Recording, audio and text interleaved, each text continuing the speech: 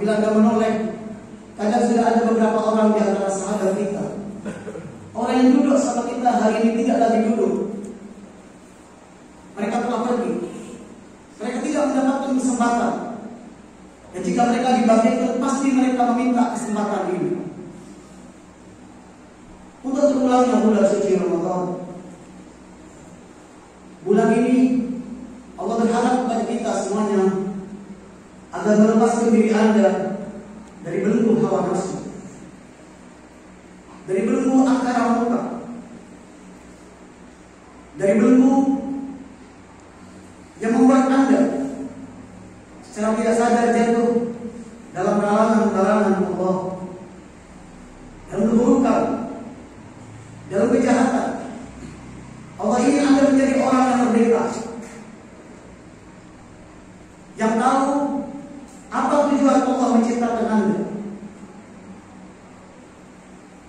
Jauh-jauh Amirul Mukminin sallallahu alaihi sudah menyampaikan, janganlah Anda menjadi budak selain Anda,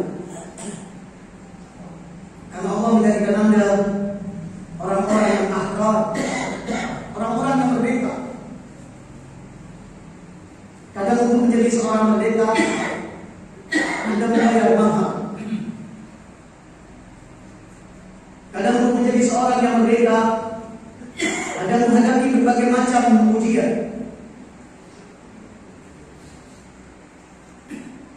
Dalam peristiwa Fir'aun ketika berhadapan dengan Nabi Allah Musa dan menuduh bahwa Nabi Allah Musa adalah penyihir, Fir'aun mendatangkan para penyihir dari seluruh penyihir yang paling hebat hari itu untuk menghadapi Fir'aun dan para penyihirnya ini. Nabi Musa dibekali oleh Allah sebuah tongkat. Penyihir ini orang yang berbelenggu dengan hawa nafsu, hidupnya dari kebatilan, makannya dari barang haram, perbuatannya tidak terpuji. Kemudian penyihir ini bertanya, apa hadiahku? Kata Fir'aun, tentu kedudukan yang mulia di sisiku. Si penyihir kemudian melemparkan dan menyihir orang-orang sekitarnya. Nabi Musa pun melemparkan tongkatnya. Ulah mereka dimakan dan tidak tersisa. Melihat ini, para penyihir yang tidak sama dengan orang lain. Para penyihir hari itu adalah para ulama dalam hal sihir. Dia orang yang paling alim, yang tahu mana sihir dan mana yang bukan sihir. Sama penyihir ini dia tahu bahwa yang dilihat orang adalah ular, bagi mereka hanyalah sebuah tali. Jadi para penyihir ini melihat tongkat Nabi Allah Musa bukan lagi tongkat, tapi benar-benar ular 100%. Dan ini pasti bukan buatan manusia. Hari itu para penyihir yang berkubang dalam dosa, yang menahan kaki kalian dari sisi yang berlawan. Wahai Fir'aun, lakukan apa yang bisa kau lakukan. Yang kau lakukan hanyalah fisik. Engkau tidak bisa membelenggu jiwa kamu. Harga yang harus dibayar, karena dia ingin merdeka. Dia ingin terlepas dari belenggu yang selama ini mengikatnya. Satu demi satu para penyihir ini dibunuh. Lihatlah seluruh penyihir ini ketika melihat teman-temannya mulai dibunuh dengan cara dilepaskan anggota tubuhnya, tidak ada satupun yang kembali kepada kekafiran. Keimanannya terpatri hanya karena ingin menjadi merdeka. Dan begitu mereka membayar dengan nyawanya, dan semuanya meninggal hanya untuk sebuah kemerdekaan, untuk terlepas. Kejadian ini luar biasa. Ikut Amirul Mukminin sallallahu alaihi begitu banyak. Ada yang bernama Hujur bin Ali, ada yang bernama Amr ibn Hamad,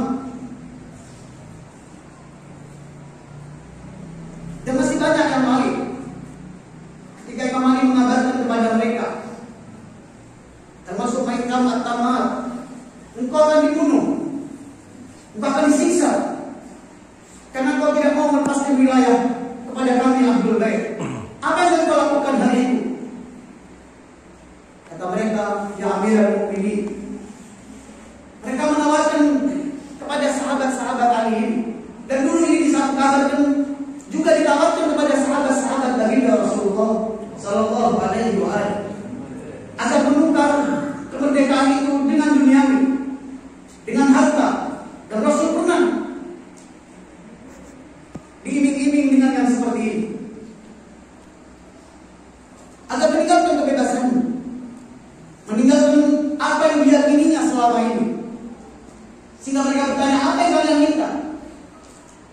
Mereka meninggalkan, dan karena meninggalkan, orang-orang ini dibunuh satu demi satu, hanya karena ingin mempertahankan keyakinannya.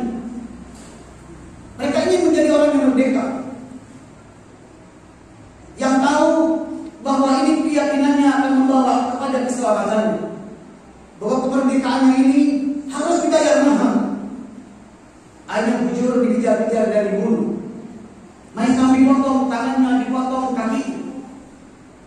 Begitu juga Anda lihat peristiwa Karbala, ketika Imam Muslim ditawarkan apapun yang diinginkan hanya agar mau menjadi budak, terbelenggu dengan nafsunya, kemewahan, apapun yang diminta, yang penting jangan jadi orang merdeka, yang mampu menyampaikan kebenaran, mampu mengkritik keburukan, kezaliman,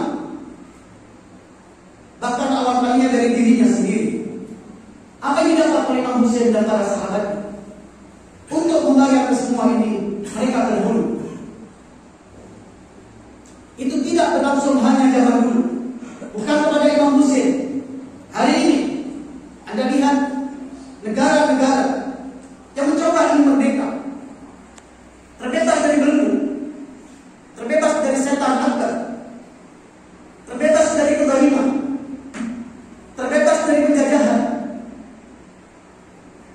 terbebas dari perampokan yang dilakukan kepada hak-hak mereka. Mereka harus membayar mahal. Dulu Irak, kemudian Syria, kemudian Lebanon, kemudian Yaman, dan hari ini Palestina. Mereka semua harus membayar mahal. Mereka dibunuh, mereka disiksa. Anda lihat kemarin foto-foto mereka, ada yang meninggal, ada perempuan yang dipukul dan ditawan. Semua kejahatan yang dilakukan oleh Israel, oleh Yahudi kepada mereka, semua mereka hadapi hanya dengan satu senyuman. Kenapa? Mereka sedang mempertahankan haknya dan kemerdekaannya. Mereka tidak mau menjadi budak. Untuk ini mereka membayar mahal. Orang-orang yang menjadikan hawa nafsunya sebagai pimpinannya, kemudian menjadi budak. Allah berfirman kepada baginda Rasulullah Sallallahu Alaihi Wasallam, "Ara'aita man ittakhadha ilahahu hawahu, afa anta takunu alaihi wakila?" Wahai Rasul, tidakkah kau lihat orang-orang yang menjadikan hawa nafsunya sebagai Tuhan? Engkau pun tidak menjadi bisa wakil mereka. Kau tidak bisa membimbing mereka jika mereka menjadikan hawa nafsunya sebagai Tuhan. Ada terbelenggu dengan hawa nafsunya. Allah menyebutkan orang-orang yang menolak kebenaran. Setelah disampaikan, setelah ada hujah-hujah Allah, argumen-argumen, apa jawaban salah satu yang mereka sampaikan kepada Rasul dan juga kepada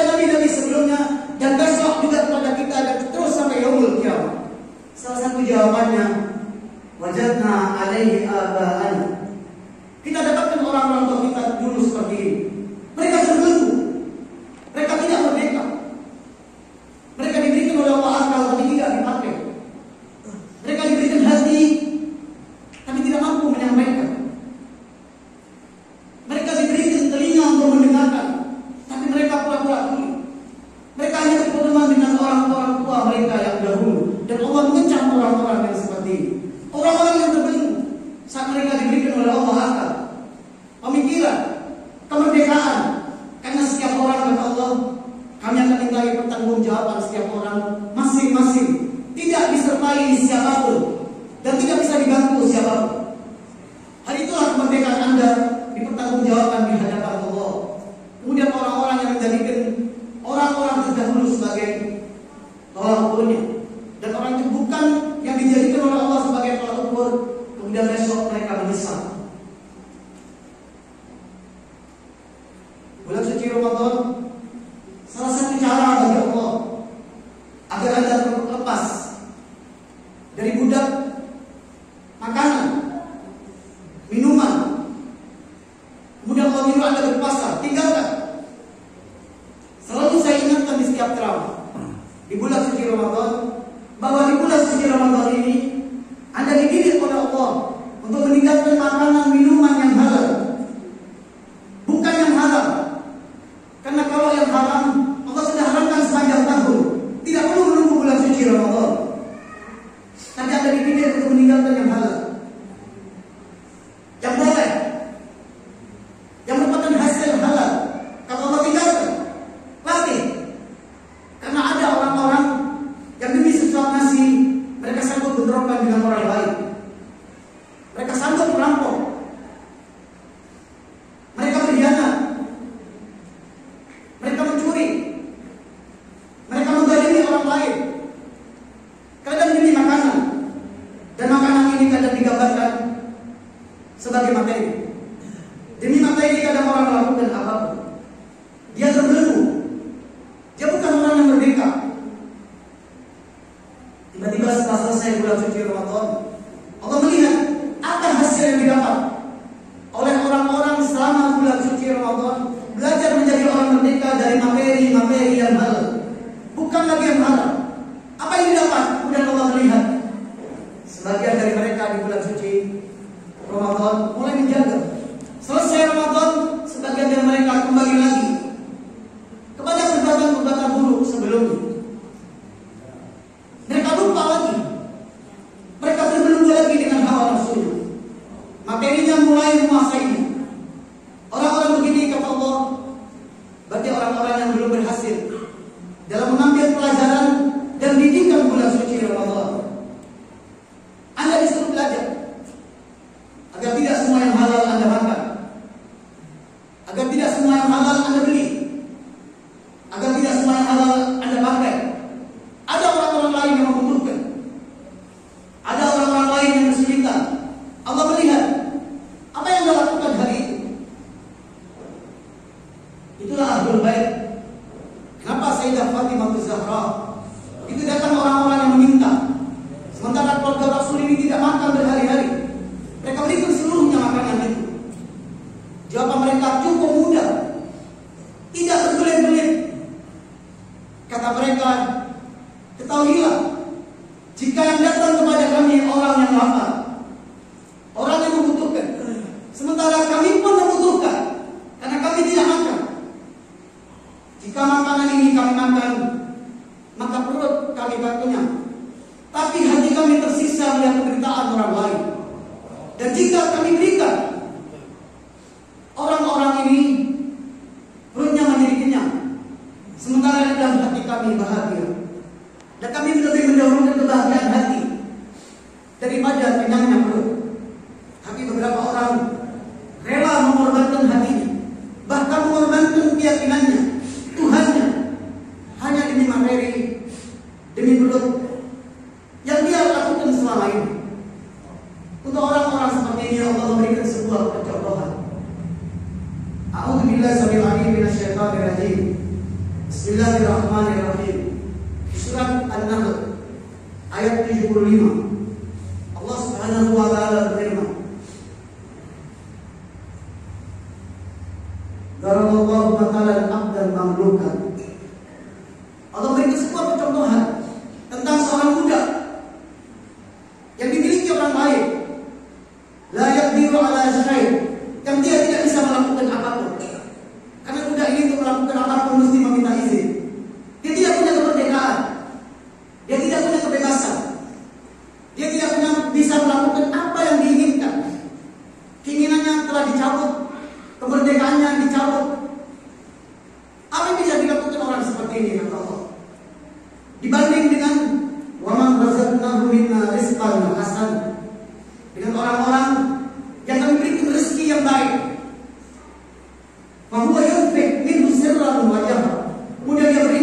semau-maunya, siang, malam, terang-terangan, tersembunyi, dia bebas, tidak terbelenggu apapun. Kemudian Allah menyebutkan dari percontohan ini, hal yastawun, apakah ini sama? Semua orang akan menjawab ini tidak sama. Bahkan di antara kita seluruhnya yang hadir, pasti setiap orang mampu menjawab ini. Anda pasti jawab tidak sama ya Allah. Tapi lihat penutupan ayat ini. Allah kemudian menutup, bal aktsaruhum la ya'lamun. Tapi kebanyakan dari mereka tidak tahu. Siapa yang tidak tahu ya Allah? Padahal seluruh kita tahu hari ini. Dan semua orang yang mendengarkan ayat ini tahu. Tidak sama dua orang ini, antara seorang budak dan tuannya yang merdeka. Tapi Allah mengatakan kebanyakan dari mereka tidak tahu. Kenapa? Allah ingin menegaskan bahwa kebanyakan orang-orang ini hanya mengerti, tapi dia berubah menjadi budak.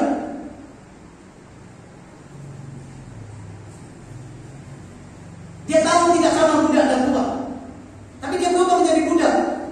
Bahkan alangkah buruknya sebagian manusia ini bukan lagi menjadi budak orang lain yang seperti dia.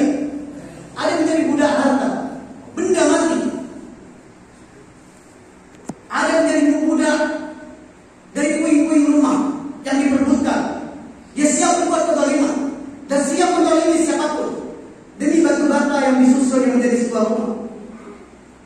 Dia siap menjadi budak, melakukan apapun. Kadang hanya demi sebuah besi yang dirakit, yang kemudian ada sebuah mobil. Demi benda-benda mati mereka sanggup, bahkan rela menjadi budak dari benda-benda mati ini. Bahkan kemudian mulai menyakiti orang-orang dan sesamanya. Karena itu Allah menyebutkan tidak tahu. Kebanyakan tidak tahu. Mereka hanya mendengar, tapi tidak tahu. Allah yang memberikan percontohan ini. Di bulan suci Ramadan ini, Anda disuruh menjadi orang merdeka. Kita hari ini hanya dididik oleh Allah agar Anda menjadi merdeka dari materi, dari makan dan minum, agar tidak semuanya Anda makan dan tidak semuanya Anda minum. Mulai terbiasa.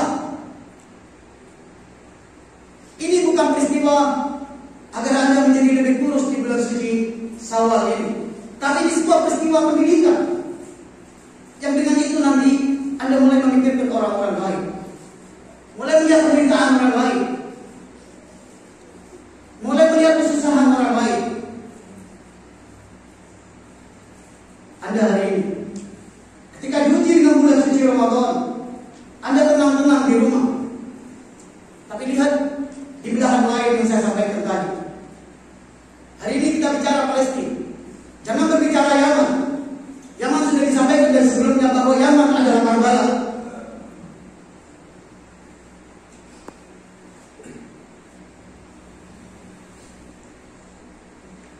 Mereka hari ini sedang dibunuhi oleh siapa? Oleh orang yang Anda lihat seperti manusia.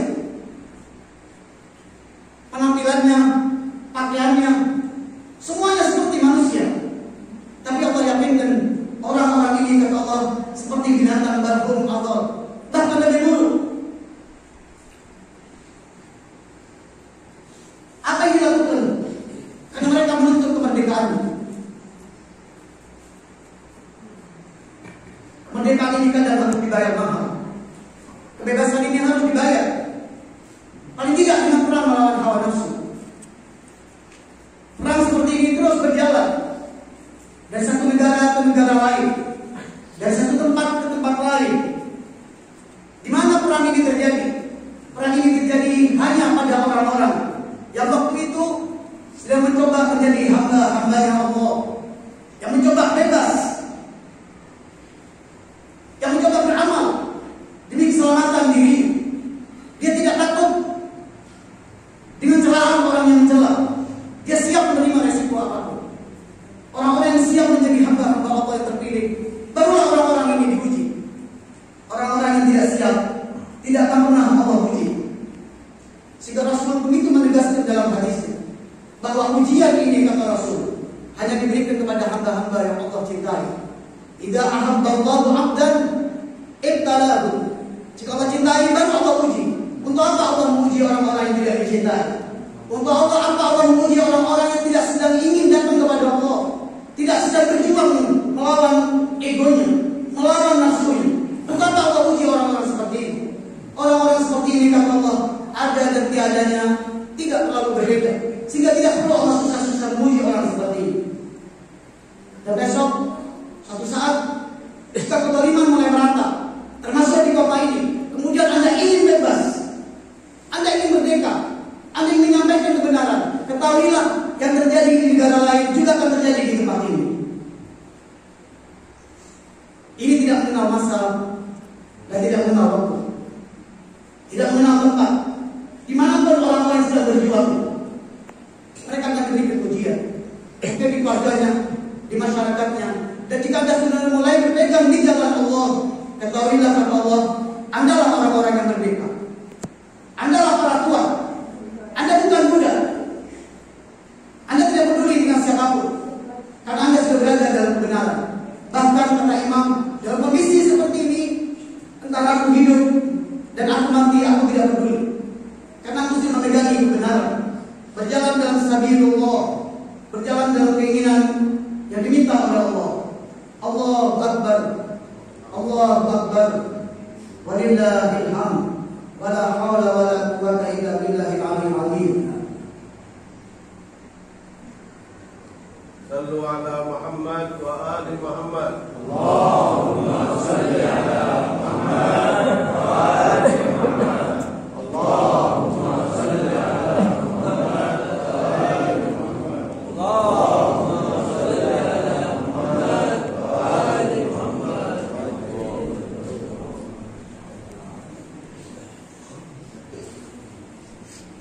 Allahu Akbar, Allahu Akbar, Allahu Akbar, Allahu Akbar, Allahu Akbar, Allahu Akbar, Allahu Akbar kabira, walhamdulillahi katsira, wa subhanallahi bukratan wa asila. Alhamdulillah, nahmaduhu wa nasta'inuhu wa nu'minu bihi wa natawakkalu alayh. La ilaha illallah wahdahu la syarika lah, wa anna Muhammadan abduhu wa rasuluh, salawatullahi wa salamuhu alayhi wa ala alihi wa maghfiratuhu wa ridwanuh. Allahumma salli ala Muhammad abdika wa rasulih wa nabiyyika wa habibik, salatan namiyah zakiyah tarfa'u biha darajatah wa tubayyinu biha fadlah. Wa salli ala Muhammad wa ali Muhammad wa barik ala Muhammad wa ali Muhammad kama sallaita wa barakta wa tarhamta ala Ibrahim wa ali Ibrahim innaka Hamidum Majid. Allahumma adib kafarat ahlil kitab alladzina yasudduna an sabilik wa yashhaduna ayatik wa yukadzibuna rusulak. Allahumma khalif baina kalimatihim wa alqir ruhta fi qulubihim wa anzil alaihim rizqak wa nikmatak wa basak alladzi la tarudduhu anil qaumil mujrimin. Allahumma ansur juyushal muslimin wa sarayahum wa marabitihim fi masyariqil ardi wa magharibiha innaka ala kulli syai'in qadir. Allahumma ighfir lil mu'minina wal mu'minat wal muslimina wal muslimat.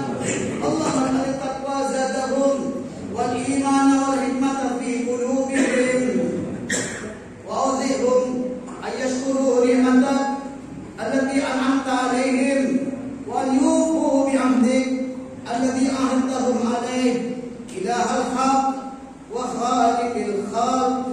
Allahumma ighfir liman tuwfiya minal mu'minin wal mu'minat wal muslimina wal muslimat wa liman huwa lahiqun bihim min ba'dihim minhum innaka antal azizul hakim. الرحيم أيها المؤمنون إن الله يأمر بالعدل والإحسان وإيتاء ذي القربى وينهى عن الفحشاء والمنكر والبغي يعظكم لعلكم تذكرون واذكروا الله يذكركم فإنه ذاكر لمن ذكره واسألوا الله من رحمته وفضله فإنه لا يخيب عليه داع دعاه ربنا آتنا في الدنيا حسنة وفي الآخرة حسنة وقنا عذاب النار. أقول قولي هذا وأستغفر الله من قول بلا رمان ونعوذ بالله من شرور أنفسنا ومن سيئات أعمالنا والله المستعان وهو رب المستضعفين. أقول لكم جميعا تقبل الله صيامنا وصيامكم وأعمالنا وأعمالكم ونياتنا ونياتكم وأن تجعلنا يا رب من الصالحين برحمتك يا أرحم الراحمين بحق محمد وآله الطيبين الطاهرين والحمد لله رب العالمين والسلام عليكم ورحمة الله